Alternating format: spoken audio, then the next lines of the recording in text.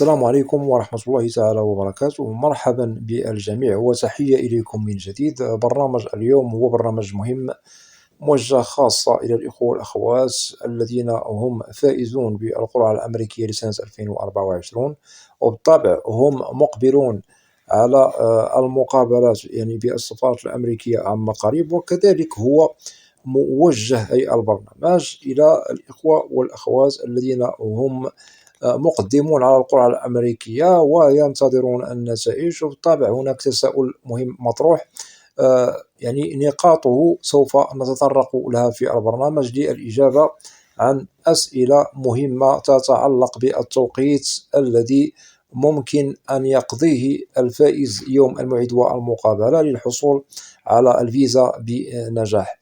إذن في حالة أنه إن شاء الله استفدتم من البرنامج فلا بأس أن تقوموا بمشاركته مع الأصدقاء والأحبة، هذا كله لكي تعم الفائدة، ولا تنسوا أن تشتركوا في القناة. إذن بالنسبة للتوقيت الذي تأخذه مقابلة الفائزين داخل السفارة الأمريكية، تساؤل يطرح من طرف الفائزين الذين هم مقبلون على المقابلة في القريب من الأيام. سوف نجيب عليه بالواضح. أولا، هناك فرق بين الفائزين فيما يتعلق بالظروف الاجتماعية. هل هذا الفائز عازب أي منفرد لوحده؟ هل هذا الفائز أو الفائزة متزوجين معا فقط؟ هل الفائز أو الفائزة متزوجين معا ومعهم أبناء أو أطفال؟ هنا الفرق هو شاسع بين ثلاثة حالات ساري فيهم المفعول في مقابلتهم بالسفارة الأمريكية. هنا نؤكد في مختلف السفارات في البلدان التي تعنى أو التي مواطنوها مقبولون على التقديم في القرعة الأمريكية. إذن هنا سوف نؤكد بأنه المنفرد، العازب أو العازبة، ملفهم مختلف عن الحالات الأخرى التي وضحناها لكم قبل قليل، والتي تختلف ظرفيتهما الاجتماعية. وللتوضيح أكثر، التوقيت والمدة الزمنية التي يمر بها العازب وحده أي الغير المتزوج قد تصل إلى 10 دقائق.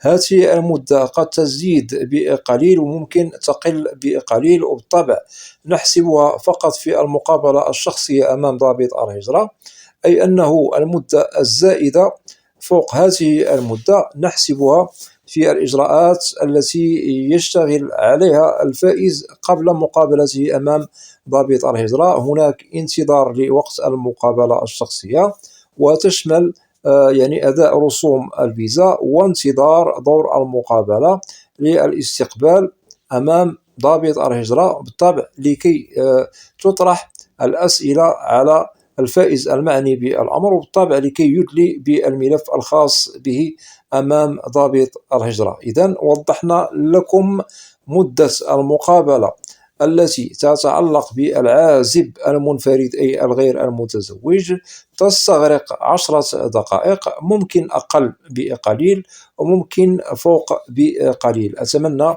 أن تكون هذه النقاط التي وضحناها لكم والتي تعنى بالعازب يوم الموعد والمقابلة أي المدة الزمنية التي يقضيها داخل السفارة الأمريكية. وبالطبع هنا للتأكيد ولكي تكونوا على بينة من أمركم، في حالة أنه أنتم بالطبع عازب أو عازبة فالمدة هي 10 دقائق، ممكن المدة تستغرق فوق بقليل أي بدقائق قليلة، ممكن أقل. أتمنى أن تكون هذه النقاط واضحة لكي أنتقل إلى الحالة الأخرى. إذا بالنسبة للحالة الثانية يوم الموعد والمقابلة، وهي التي تخص الفائز أو الفائزة المتزوجين معا فقط، سواء الزوج هو الفائز الرئيسي أو الزوجة هي الفائزة الرئيسية.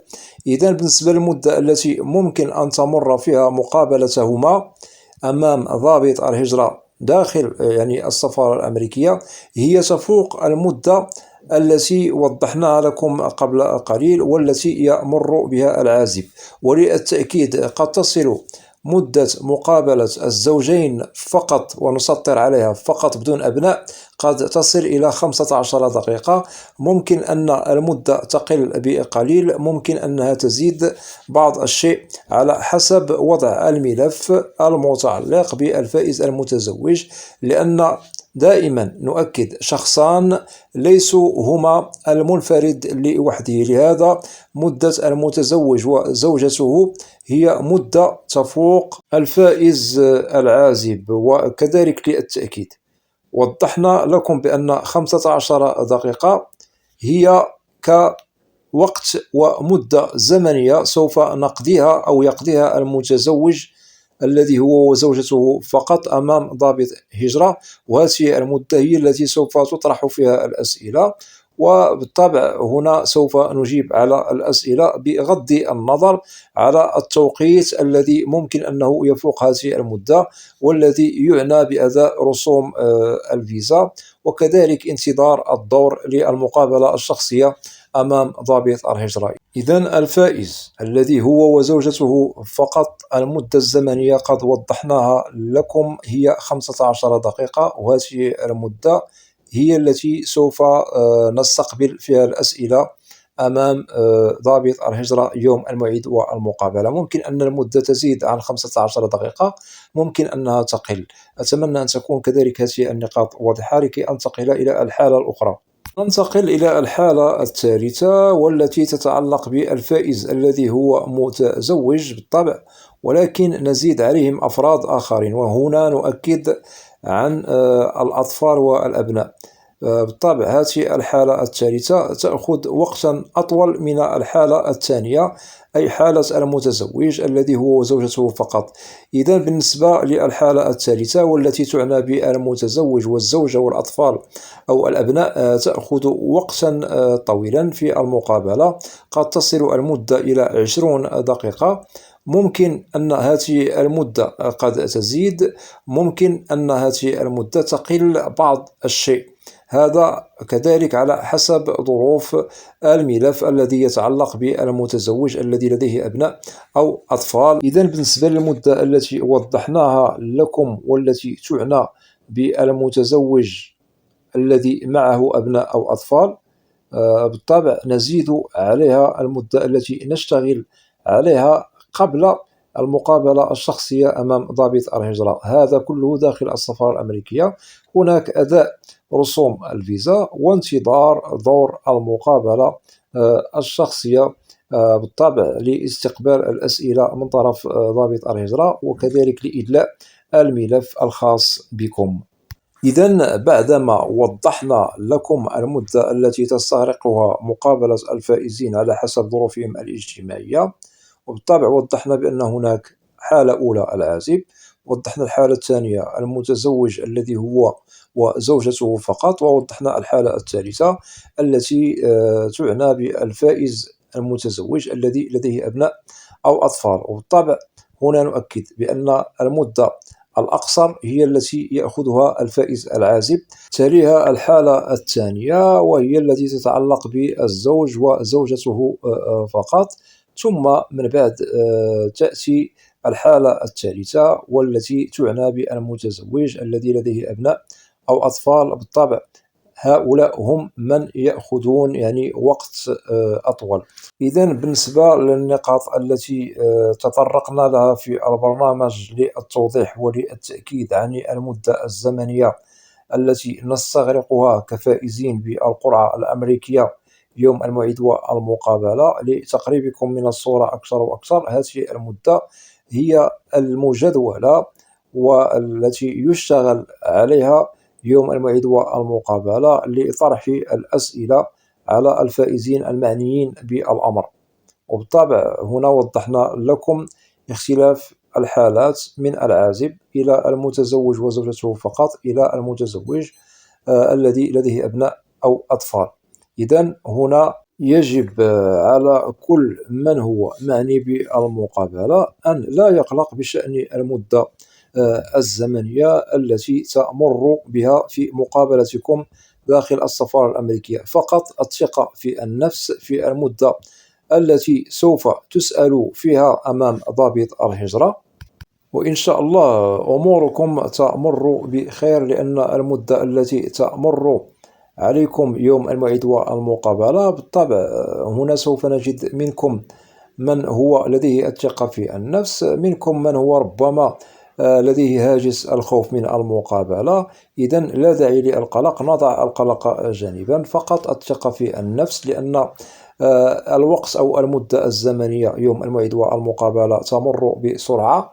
فقط عليكم التركيز في الأسئلة المطروحة عليكم أمام ضابط الهجرة، وإن شاء الله تتحصلوا على الفيزا بسلام ونجاح. ونؤكد دوما على الثقة في النفس في الإجابة عن الأسئلة بدون أننا نرتبك، وأموركم إن شاء الله سوف تمر مرور الكرام بخير وسلام بدون مشكل. وأتمنى لكم جميعكم مسار موفق لإتمام إجراءات المقابلة في أحسن الظروف والأحوال، لأن المدة أو مدة المقابلة بالسفارة الأمريكية هي التي تحدد مصير حصولكم على الفيزا، ويجب أن تستثمروها في الإجابة عن الأسئلة بكل أريحية، وإن شاء الله أموركم بخير وسوف تتحصلوا على الفيزا بسلام. أتمنى أن تكون جميع النقاط التي وضحتها لكم في البرنامج واضحة، وفي حالة أنه لديكم أسئلة تتعلق ببرنامج اليوم أو أي برنامج في القناة، فلا بأس أن تقوموا بوضع تعليق عبر القناة، وسوف تجدوا الإجابة عبر البرنامج المعروف في القناة، برنامج أسئلة وأجوبة، لأنني لا أستثني منكم أحدا. وأتمنى من الإخوة والأخوات الذين لا زالوا لم يشتركوا في القناة، أدعوكم للاشتراك في القناة وتفعيل زر الجرس ليصل إليكم كل جديد. ولا تنسوا أن تدعمونا دائما باللايك لكي نصل إلى أكبر نسبة من المشاهدة. وبالنسبة للقناة، محتواها كامل وشامل عن الهجرة والمهاجر إلى الولايات المتحدة الأمريكية بشكل عام وكتعريف. وأود أن أشكر جزيل الشكر كل الإخوة والأخوات الذين يقومون بوضع تعاليق محترمة بالقناة. مرحب بكم جميعا بأسمائكم، وأسألكم الدعاء، وإلى لقاء قريب بإذن الله، والسلام عليكم ورحمة الله تعالى وبركاته.